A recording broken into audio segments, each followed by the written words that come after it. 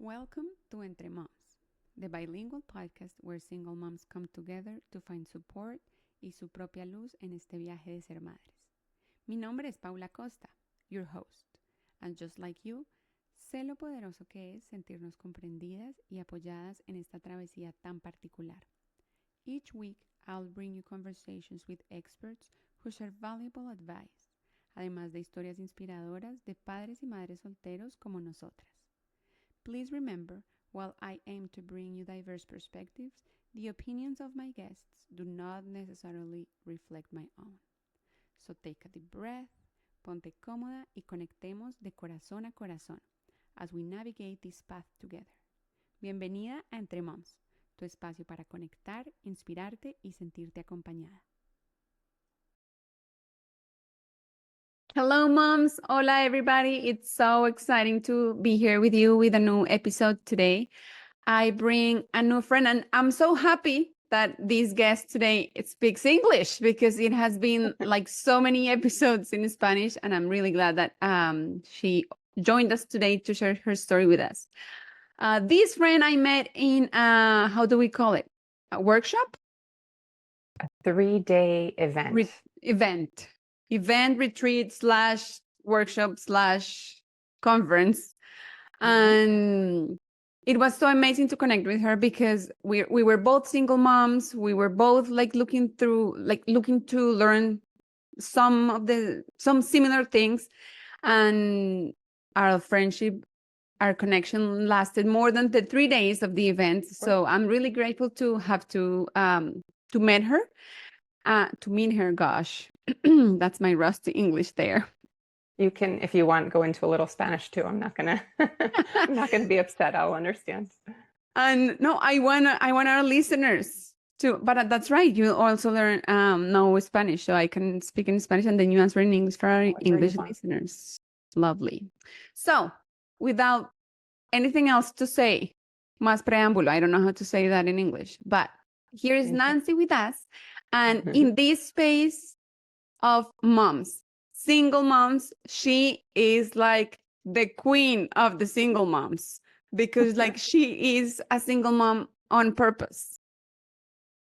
When I learned your story, Nancy, well, before I learned your story, I was always looking for someone. I was like, how do I meet somebody who is a single mom by choice? Because being a single mom, and I think I mentioned this to you, I was like, I don't know how somebody can wish to have, to live in this context.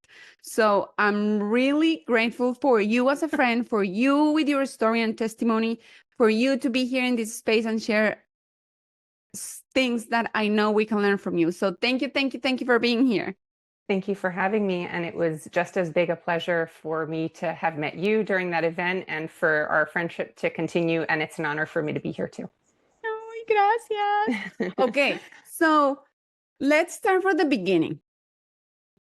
When you were, I've met so many single mothers that said, oh, I really wanted to be a mother. And that's why they marry and they have this, picture in their mind about the family and the roles of the mom and the dad and children. What about you?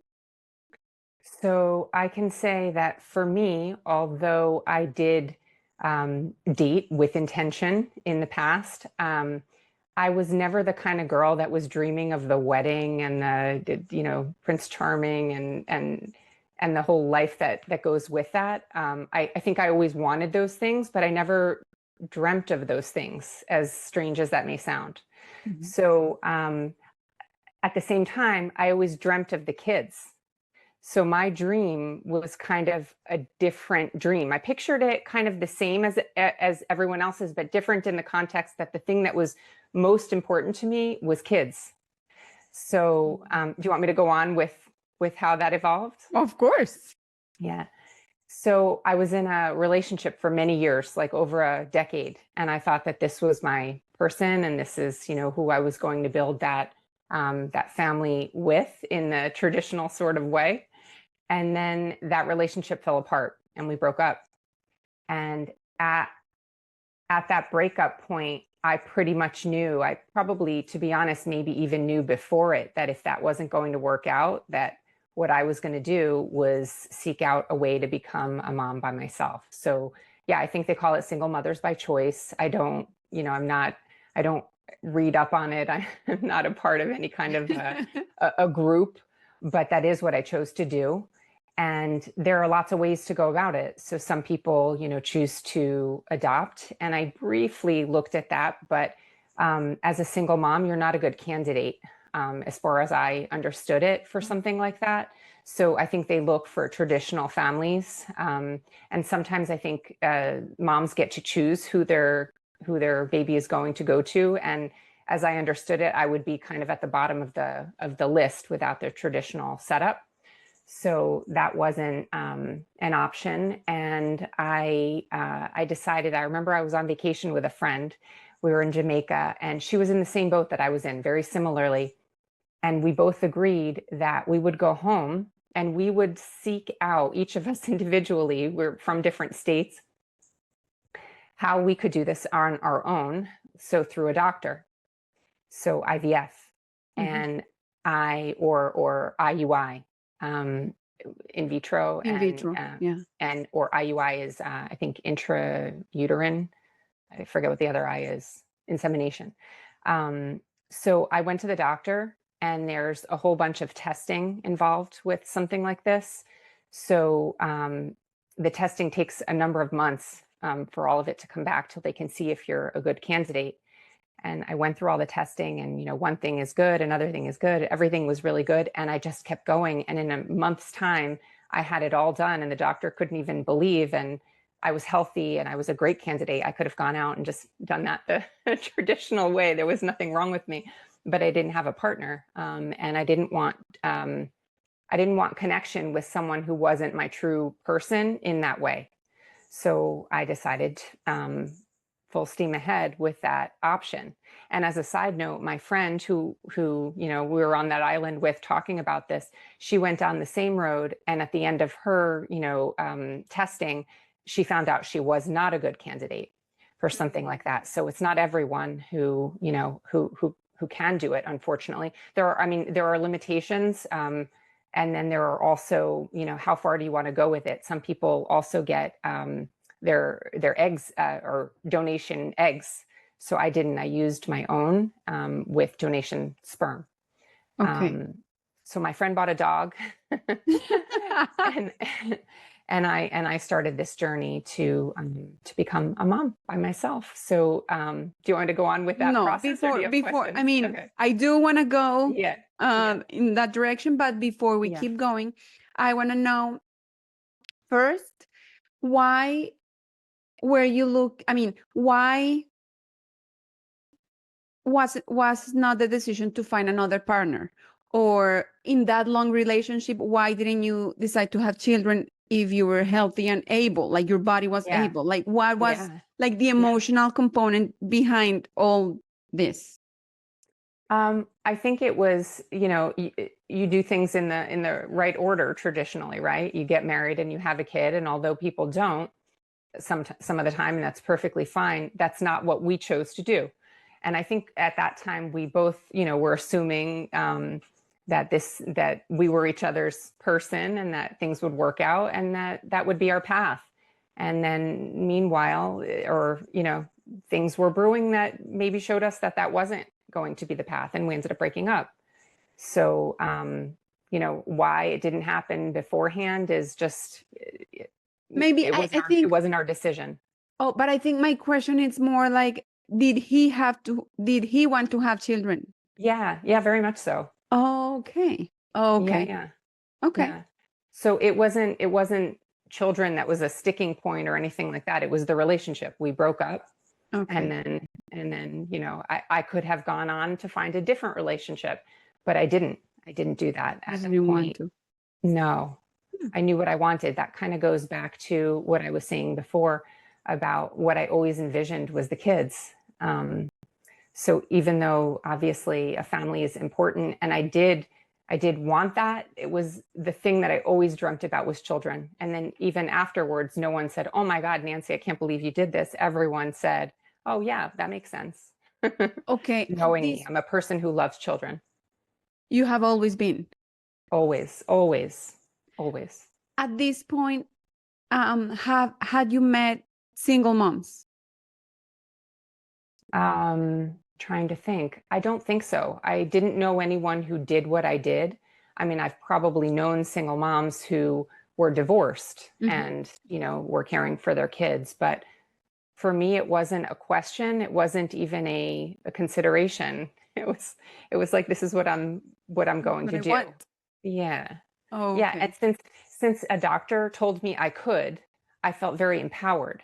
And you can't come back from information. Going to a doctor like that was scary because a doctor can tell you this is the end of the road. Like it's not in the cards for you. And there are limitations, or this is what we can do and this is what we can't do. And unlike my friend who did get news like that, I got great news. So for me, I was very happy and empowered, and there was no question that this is what I was going to do. Okay. Yeah. And um, was somebody with you through this process aside from your friend, like distance friend? No, so my long distance friend, I didn't even share this with her either. We just shared, this is my news, this is your news, and again, you can't come back from news, so it's scary. But she went on with her own, path, and I went on with mine without saying really anything to her, nor did I share it with my other friends. So that's probably something unusual. But I didn't want to bring everyone along for the ride. This was my story, and until I wanted to share it, I didn't want anyone really involved in it. It might be just particular to me, but I didn't want people to feel badly, and if it didn't work out, I didn't want them, um, Or you're talking yeah, about just the feeling, pregnancy? Yes? yeah, or Okay. just the process. The process is long, and Oh, it's you know trying, arduous, expensive, all these things. And if I didn't get the results that I wanted, I didn't want anyone feeling badly for me. I wanted it to be my story. And then if I had something that I wanted to share with people, which was good news, I would share it. And okay. I think I was probably quite unusual in that, but that's just what I chose. Yeah. I mean, it's a Yeah. very personal decision. So I think Yeah. it's just a way to handle it. And if you're a private person, I mean, that's what you value, that's what you do. Well, picture, not knowing if you're pregnant or not, and then everyone just waiting for this news from you. Like, Mhm. also didn't want that kind of pressure. Pressure. Yeah, Yeah, I definitely. just wanted it to be my own thing. And if I had to choose So you were explaining how there are two ways of doing it. And I'm it. very ignorant in all this process. You're So not ignorant in the slightest. I mean, I didn't know anything about it at all. One is IUI, and it's less invasive. So that's basically sperm that you get from a source or someone or a donor, okay.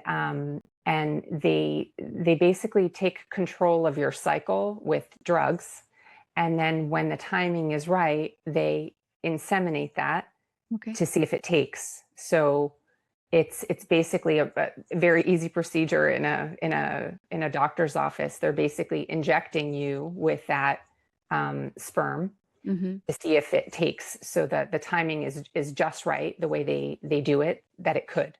Okay. Um, yeah, and And then the that's other one, in vitro, right? no, that's intraurinary insemination, I think is what Oh, it's called. inseminación artificial Yeah, en español. yeah. Okay. Uh, I think that might, I don't know. I don't know. The other one is IVF. IVF is more invasive. And the difference with that is they're also taking over your cycle. But when the timing is right for that, they're removing the eggs that you have, that you produced, and Okay. then they put them in a dish, and they combine them with the sperm, and then they see what takes, and they can combine more than one depending on what you have, right? And then after a number of days, they see what's viable, what's not, and then they put that back into you.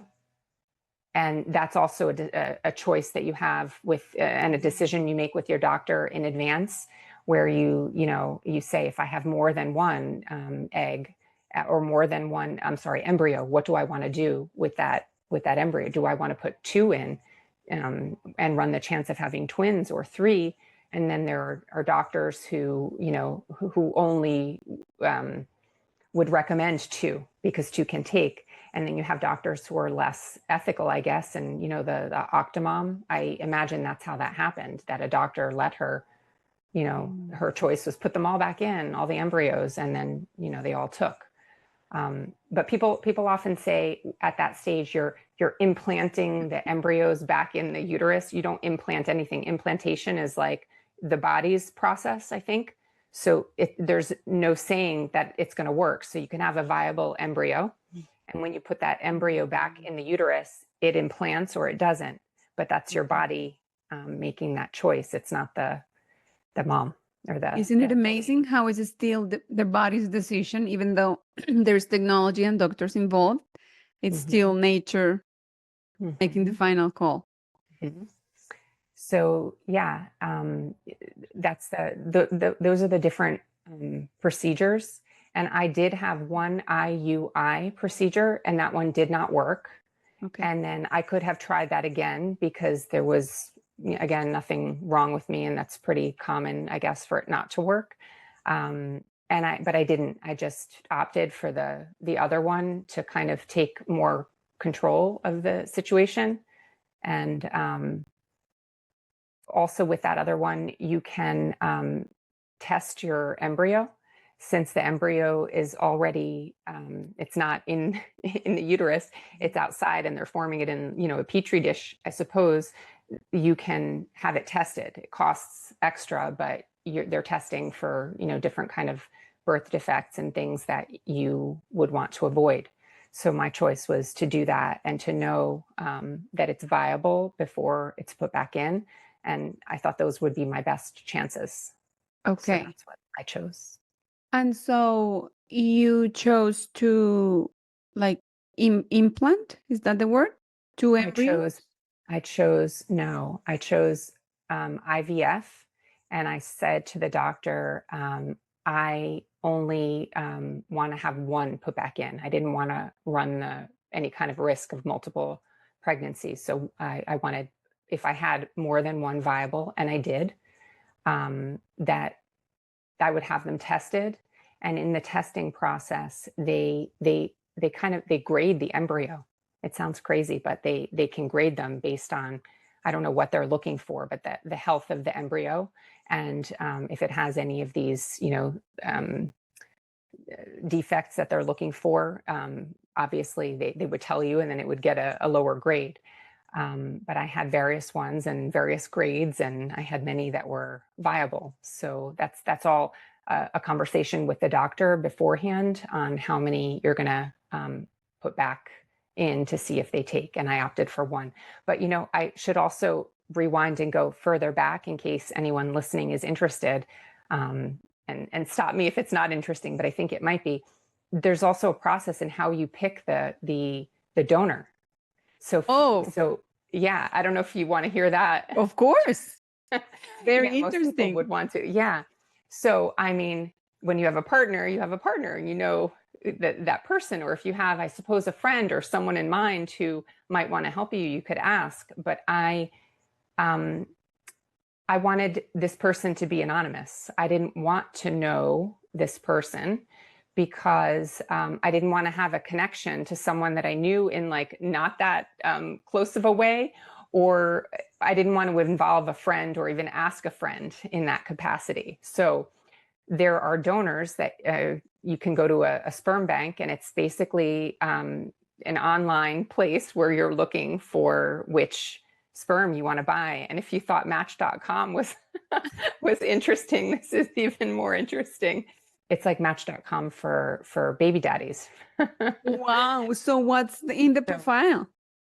So in the profile, it probably depends on the site. I think I looked at 2 different sites, but it gives you stats about the man. So, eye color, hair color, ethnic background, education. Wow. A health profile, and then in the health also, if you click on that, there's a whole health history of the family because, Wow, yeah, well, I mean, it's not just the person, right? that's true. Everyone has a lineage, and you hope it's someone with a healthy background. Um, and then likes and interests, and then people can Wow. share what they want to share and not disclose what they don't want to. So some donors are completely anonymous. You don't know anything about them, and others are open. So if you were to have a child, you could choose to know that father, or maybe it's, I don't know if it's you choose or the child chooses later, but if they don't want to be anonymous, they don't have to be. Oh. Um, but I chose someone who was anonymous also because I don't know this person, right? So I didn't want someone who I am not sure about having an influence over my child. And I don't know, it's a hard thing because was that too selfish of me? Did I deprive my kids of knowing a person, but that person's not really their dad more than biology? So, it's a tough choice, but for me, I thought anonymity would be best. And that's the decision that I made. Some people share pictures of themselves Oh, now, pictures wow. of themselves as kids. Some people give voice clips, where Wow. you can hear them speak. Others have very little information. It sounds like a lot of info to go on, but I was looking for some very basic criteria. I was looking at health more than anything. Hmm. And I was also looking at education. Not that it matters someone's education in real life, it doesn't matter, but I had no way to judge how smart someone was. And if Yeah. those are the genes I'm giving to my child, that was my only metric. So I was looking at those two things, and you would be shocked when you click on someone's health profile that they might be okay, but then, they have a brother with leukemia, or, Mm. a sister with mental health issues, or we all have these things, and they're, easy to accept when you know the person. But when you're making a choice, a very purposeful choice like this, you have, and a limited information, to go on. You just try to do your best. And for me, the health metric was really important. So, oh, alcoholism, that was another one. You find a lot of that in families, even if it's not the Oh. person who you're looking at. And that's also, that can be genetic. And I personally don't have an issue with that, and I didn't want that for my kids. So I made decisions based on that, those small pieces of information that I had, and I just chose someone. And everything dwindles. Your Yeah. pool dwindles. So what looked like a giant, Match.com pool, Yeah. it's not really when it comes down to it. You just do your best, Well, and I well, you chose. know what you're looking for because Yeah. apparently there is like all these range of options, like anonymous, not anonymous, picture, not picture, sound, no sound, health information, disclosure, like so many things. Right, but in real life, when we're looking, we have way more criteria, right? So I'm looking at some very basic stuff, and it looks like a giant pool of people. But then after you take out just this person, this small group of people seems to be healthy, it's already, you've cut it to here, and then put in like one more metric, Educated. and there aren't that many people to choose from. And then, there are also, on a sidebar, reasons why these men are doing this, why, and you begin to wonder. Some genuinely, they seem like they want to help people. They might be married and they have a great life, family life. And as a couple, they choose to donate like that because they feel like other people should benefit too, and other people should have the chance at a family like they have. And there are probably other people who do it for money because they're in college, Yeah. or who knows, a wide range. There are probably also people who, just feel like their seed should be out there more than I know. So many of they those, I think. Who So knows? there are various reasons, but I just did my best, and I chose, and everything was kind of like, full steam ahead, just pushing forward. So I chose, and they mail the samples to your doctor's office, and I'm sure it's a very complicated process, and like how they store them, these samples and stuff like Yeah. that. But it's a it's a process. And then on my side, I don't know if you want to know about that process. I want to know everything. All of it. So when you say yes, I'm doing IVF, we've kind of bounced back and forth. They take control of your cycle. You pick your donor. You have the specimen mailed to the doctor that you're using, or the clinic that you're using. And then when they take over your cycle, that's with drugs. So you're buying, pretty expensive meds, and you're injecting yourself with these Yeah, meds. I've heard about injecting. Yeah. That's And rough. I mean, yeah, but I don't know, I was just so determined. Determined. Yeah, I can see was- that in you. I was really determined. And it's Whatever it honestly, takes. it's the love of kids it wasn't me trying to control the situation so much. It was my love for, like, gosh, this is what I really, really, really want. And that's what drove all of it. So yeah, I injected myself with these meds, and when they say it's time, you go, and your eggs are retrieved via it's a surgical procedure. They take them out, and you may have none, you may have one, you may have a dozen of them. I think I had 7 when they took them out.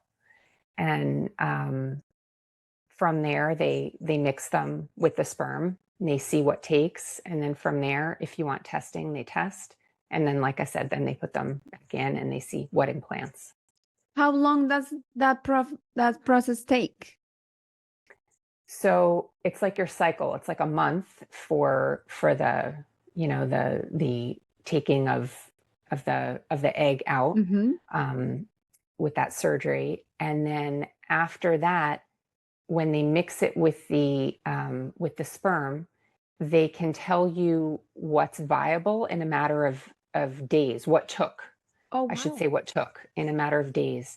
And then they watch them, I think, for I'm not sure if I'm right. I want to say like 4 or 5 days, and then that determines what can be put back in or not. Okay. And the testing adds some time onto it. And I did, like I said, I did choose to do the testing.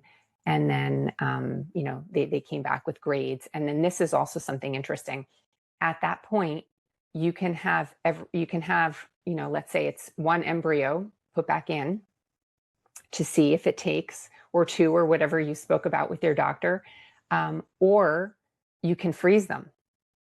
And freezing the embryo is something that can be done in kind of indefinitely. It sounds crazy, but it can be frozen for quite a while. And the advantage to freezing it is that you give your body a chance to recover, because it was just in a procedure, like you were taking meds, and there was a surgery. So your body's in a little bit of shock.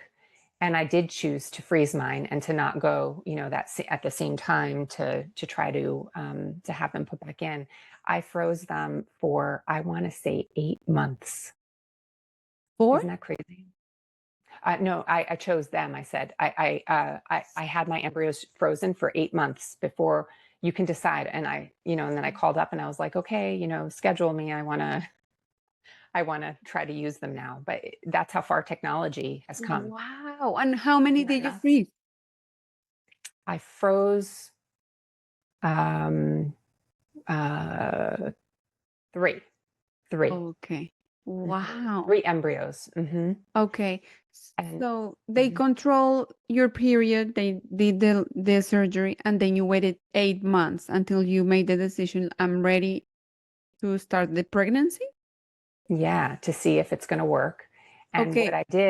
what I did in that 8-month time, I just kind of centered myself, and I did all the things that I wanted to do before I was going to embark on this big adventure.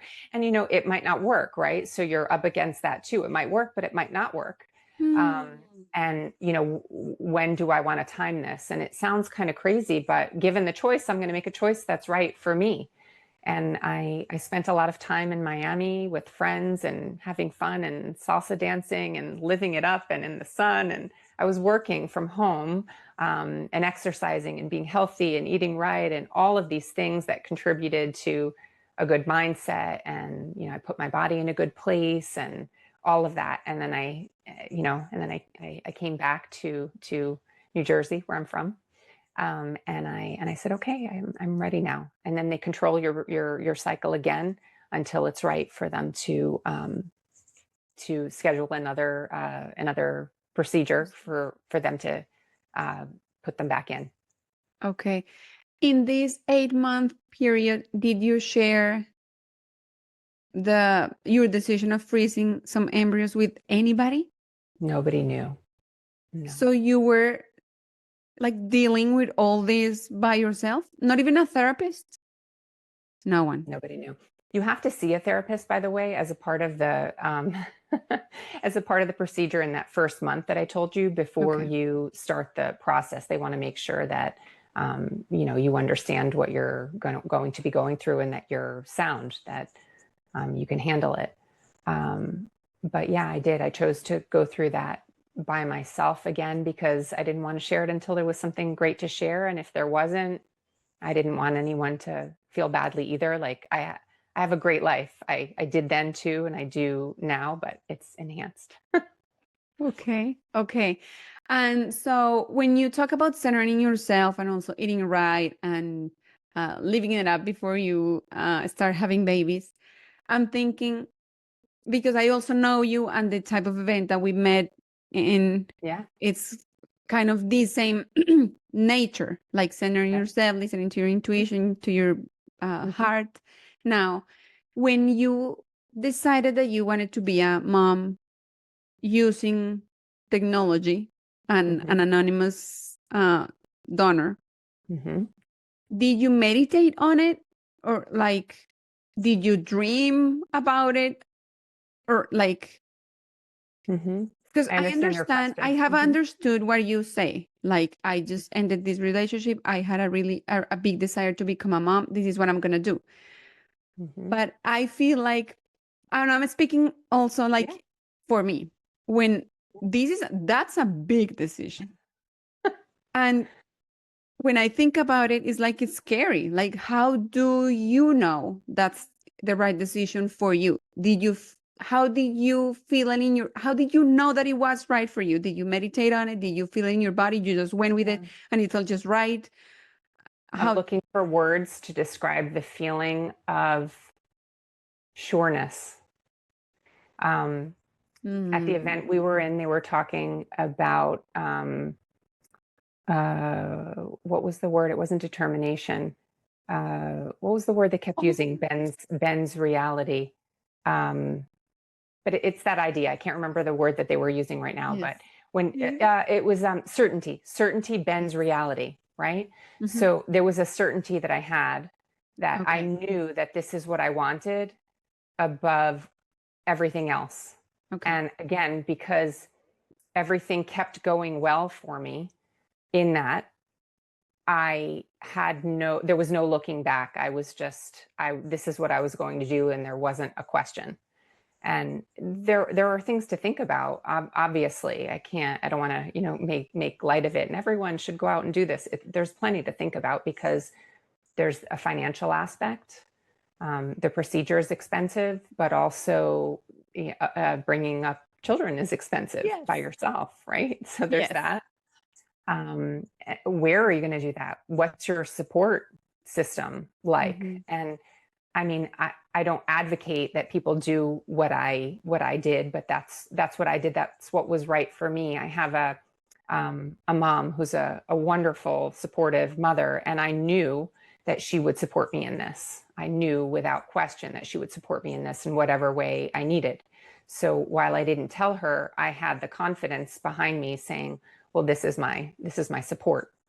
But did you talk to her about it? About like even before, like, I have an idea, I want to have children. What if it's on my own? Nothing. You just had the confidence.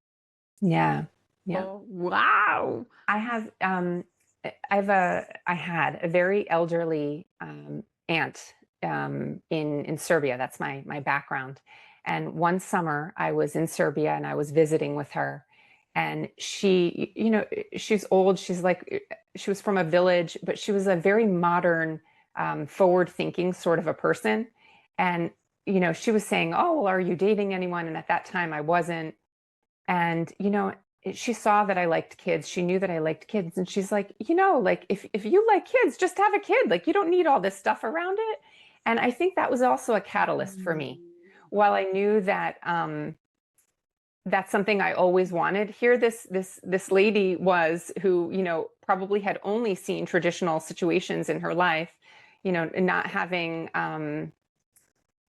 a life full of privilege like I had. She was, born in a place and kind of lived and died in that place and lived a very simple life.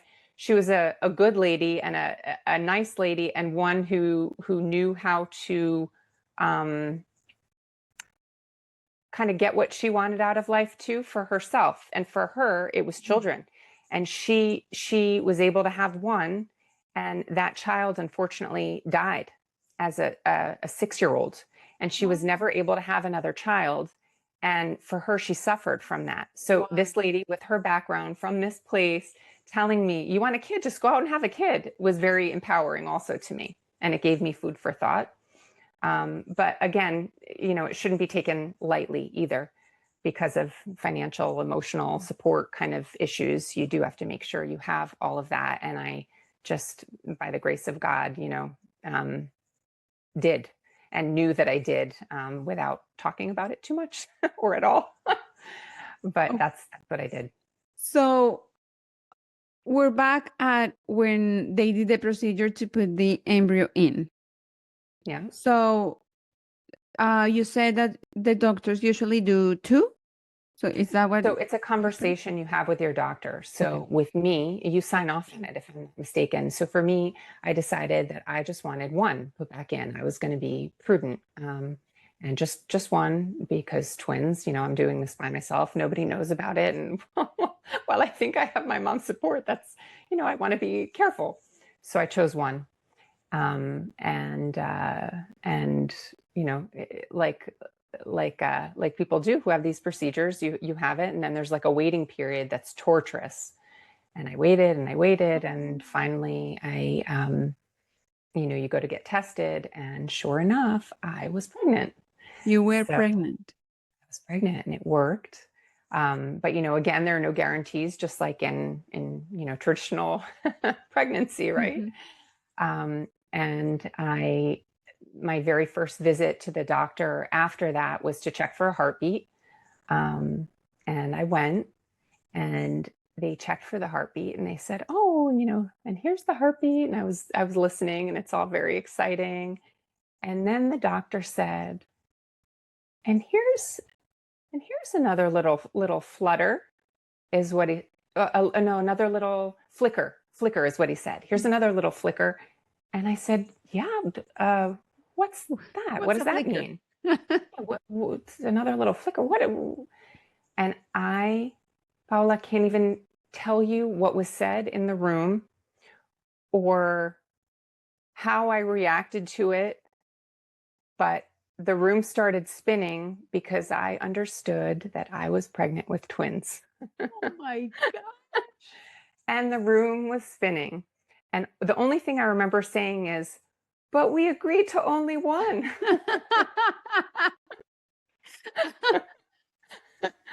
And now I knew nothing about twins at all. So I just walked out of there, honestly, like my feet weren't even on the ground. I didn't know where I was. Just what? And I had some learning to do. So obviously I did, but twins, there are 2 kinds, fraternal and identical. So fraternal are the kind that come from 2 embryos. So that's what they can control. Do you want to, put back 2 to see if 2 implant? And I said no. But what they can't control is identicals. So identicals come from 1 embryo that they put back in, and it splits. This is like a spontaneous event, and they can't predict or, give you chances of this might happen. They don't even talk about it, but that's what happened to me. The embryo split. So one embryo that splits creates identical twins. And the embryo that I put back, I knew was a girl because I had the testing done. That embryo had the highest grade, and they said it looks really good. I wonder if I wonder if they knew. I don't know, enough enough about the medical side of it to know if it's possible to tell even at that point. But they said, that one was like an A grade, and that's the one that split and created twins. And to tell you how rare that is, the clinic where I went, they had only seen it one other time ever in that clinic, where someone who has IVF has a pregnancy with identical twins. So Wow. I won the literal lottery. Yeah. So did you choose that embryo because it had the highest grade, or you wanted a girl? Do you have any preference in sex? In a normal situation, if I were, married and having kids, I would say, no, I have no preference. In this situation, I preferred a girl, although if they would have told me the boy is an A grade, I would have just as easily have chosen the boy. But since the A grade was a girl, I thought that was appropriate. And I did probably prefer that because I'm a girl and I don't have the male role model, that figure. So I thought it might be easier for my situation to have a girl. So here I was pregnant with two girls. And then what happened? I mean, when did you tell your friends, your family? How did you process all that? Keep going, friend. Yeah, it's a crazy story. So after my head, stopped spinning, I mean, it was spinning for quite a while, and I was, looking things up and making doctor's appointments. So from there, an IVF clinic gives you to an OBGYN. So, they're done with you. Okay, we did our part, and now it's a pregnancy like any other pregnancy. And you go to, an OBGYN, a group. Mm-hmm. And I did. And where were we here? What was their questioning? I just lost my train of thought. My question was like, how did you process all these? When did you tell your friends, your family? Yeah, that was it. That's where I was headed. Sorry. So when I went to the clinic, our system here is unfortunately pretty litigious, and I think doctors are very interested in telling you all the things that can go wrong because they have to. They're required to. So that's where I was headed, and that's why I hesitated, because that wasn't an easy period of time for me. So I was really happy. Here I am pregnant with twins, but the doctors, oh my God, this can happen and that can happen. We need to do this kind of testing and that kind of testing. And it turned out that my twins were in one sac. So there are all different kinds of degrees of identical twins, and they can if they split very early on, they can end up in two sacs, and that type of twinning is safer than them being in one sac. So mine were in one, and then it's a question of, is there a membrane between them or isn't there? And if there's no membrane between them, it becomes a particularly dangerous situation, because there's a cord there and the cord can get wrapped, and there are, two kids in the same space, and is one getting more nourishment than the other? And a lot of different things can happen. So for me, the next several months were really difficult, to be honest, because it was me being in the dark and just doctors telling me about all these awful things, all these diseases and blindness and deafness. And I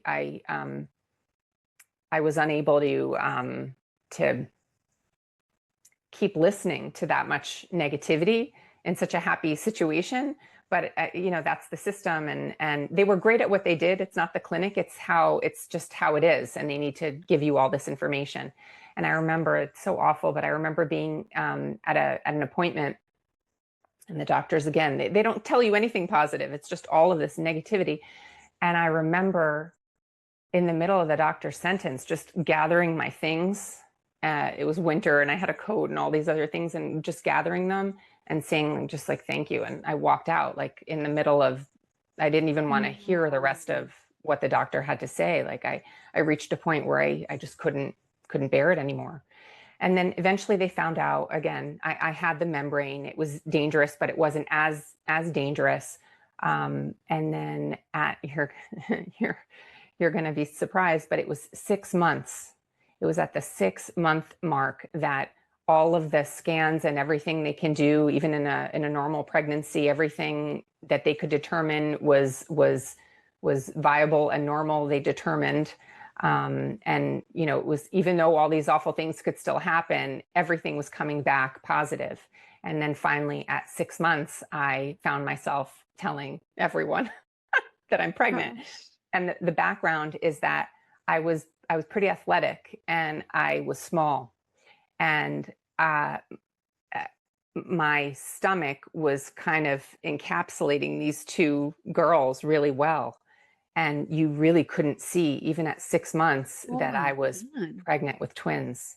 I mean, what I'm thinking about is how you went through all these ride of emotions by yourself.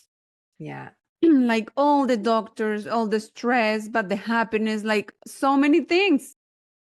But that's also why I didn't want to share it, because I didn't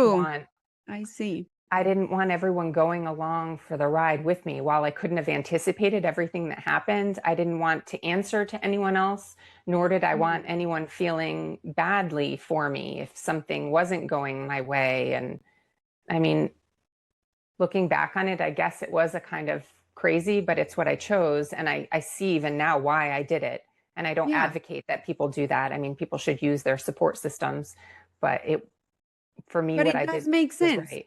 It does make sense what you're saying, because even though I think I would approach it differently, but I do understand the pressure and like people constantly asking or feeling sorry for you when what you want is just a break, not talking about it or something else. So Or, are you pregnant? Are you? How about now? Like, I know it could go either way. So yeah. I think it's just a matter of making a decision and what works for you, right?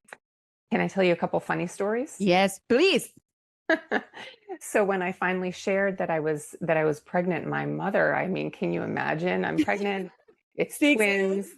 I'm 6 months along, like the whole thing. What? And it was a series of these conversations with people that I knew.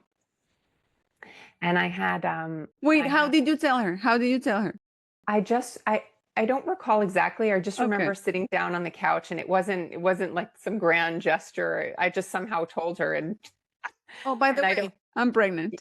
It wasn't a by the way, but there was no setup, and I just told her, and what? And she was elated, but I mean, obviously that's a lot to take in. And then I remember telling one friend who was also pregnant, and she was 1 month less pregnant than than I was. Only she's little, she's petite. I'm taller than she is. So on her, you could see the pregnancy almost right away. So she was carrying one baby, and she was, having a hard go of it.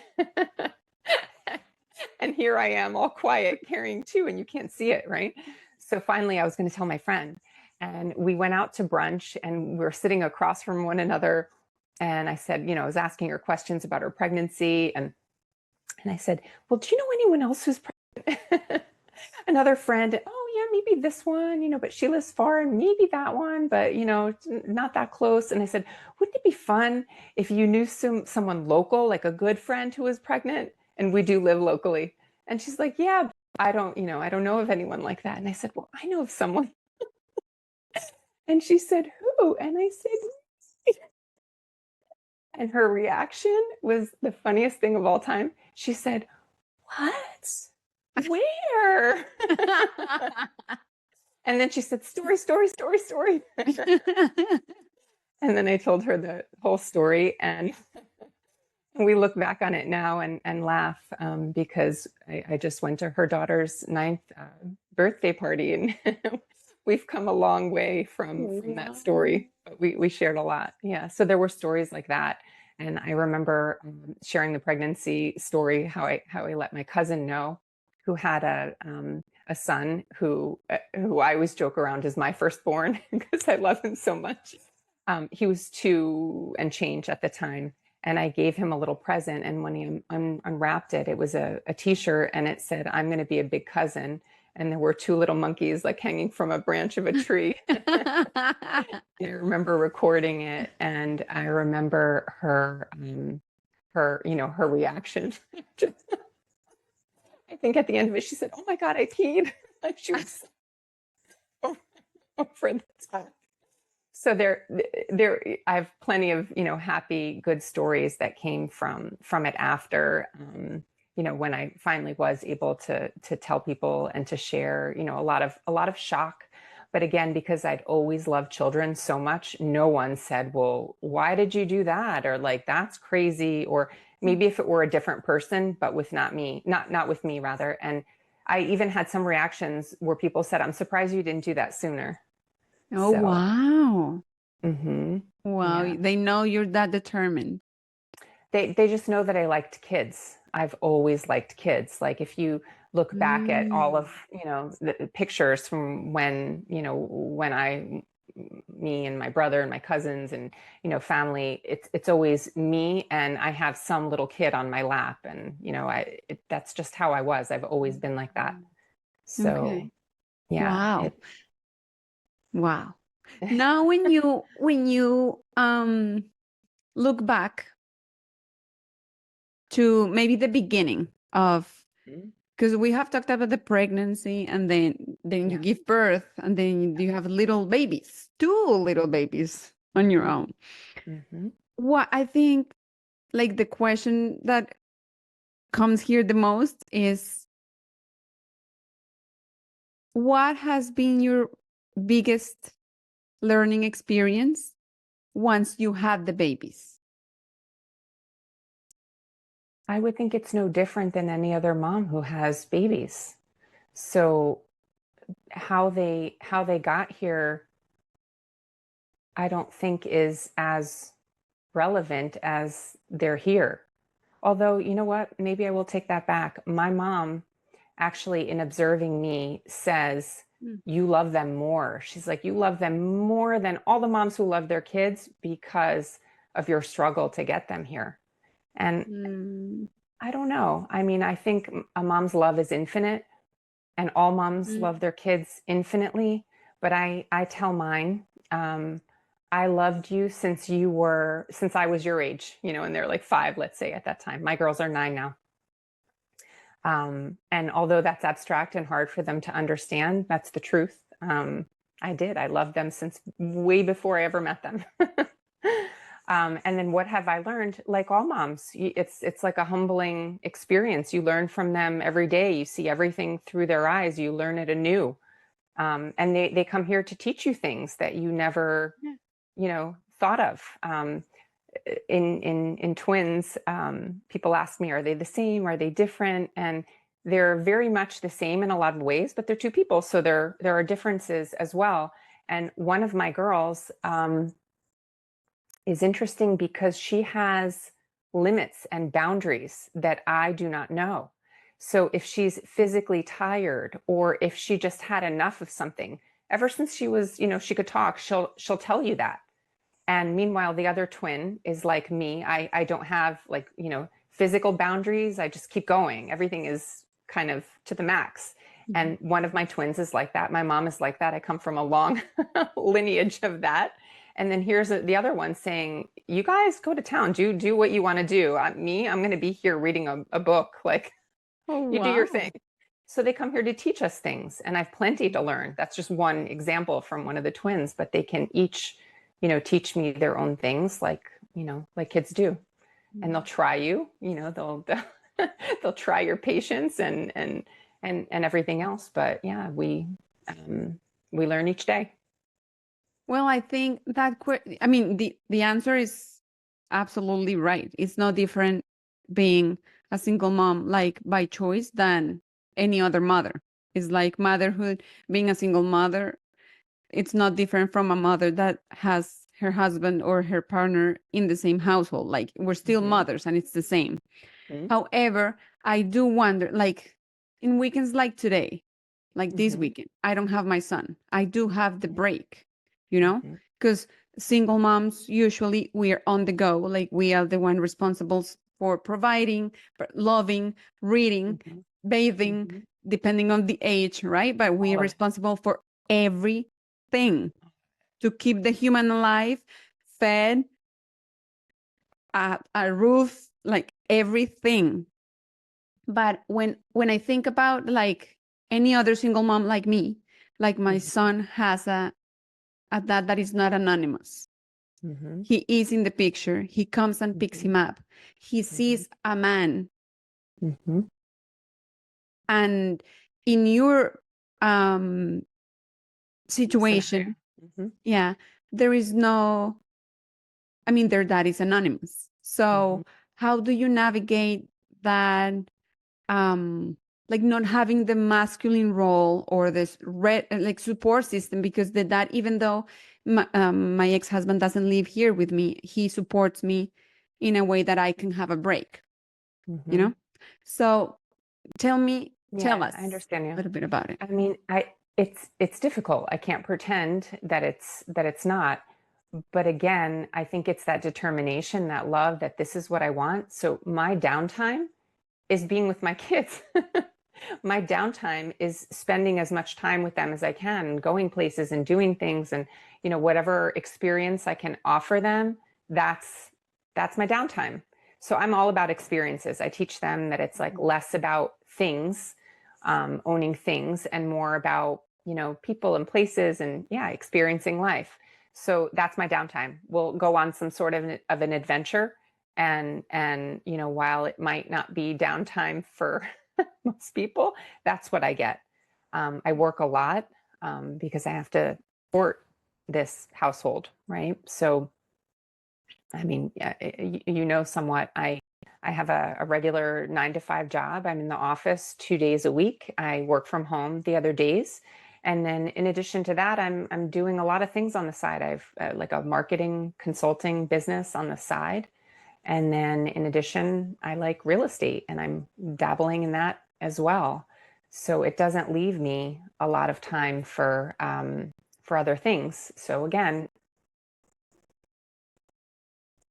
sorry, my phone here, doesn't leave me a lot of other time, but I enjoy that time with the kids. And the other thing is my mom that I talked about in the beginning. If I can't do something, if I have like a conflict in my schedule, she will help me. So she will take them to the dance class that I can't make it to because something happened at work. So I do have that support system, and I have countless friends that have been on this journey with me. I mean, every step of the way. I went to yoga this morning with a friend, and after that, she gave me some tulips, and that was my Mother's Day present for tomorrow, because she's been in the journey on this journey with me, and just wanted to acknowledge me. And it's something so nice. I mean, I have a village basically that surrounds me locally and wherever I am. We spent a lot of time in Florida, and we have our support system there too. My girls have godparents, and they live there. And it seems like wherever we go, we're surrounded by the right kind of people. Oh my God, that's lovely. We here in this podcast, we always talk about how important it is to have that support system, because raising a kid, and more than raising a kid, supporting a mom or a parent, it takes a village. It takes a village. You cannot do everything on your own.